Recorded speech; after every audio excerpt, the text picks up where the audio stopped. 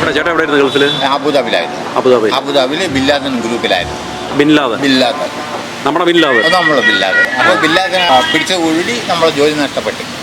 രാഖി രാമായണം കയറ്റി അയച്ചു. നല്ല സാലറി ആയിരുന്നു, വളരെ ഹാപ്പി ആയിരുന്നു. വലിയ എന്ന് വെച്ചാൽ നമ്മൾ സ്വർഗവും നരകവും എന്ന് പറയുന്നില്ലേ, അത് സ്വർഗം, ഇത് നരകം.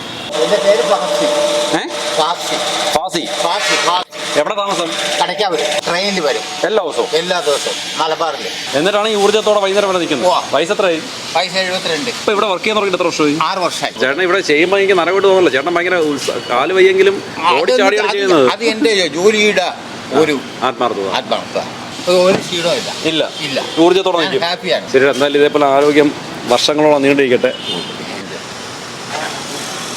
ആഹാരം കൊണ്ടുവരുമ്പോഴത്തേക്ക് അവന് ഫസ്റ്റിൽ കൊടുക്കണം, മീൻ കൊടുക്കണം.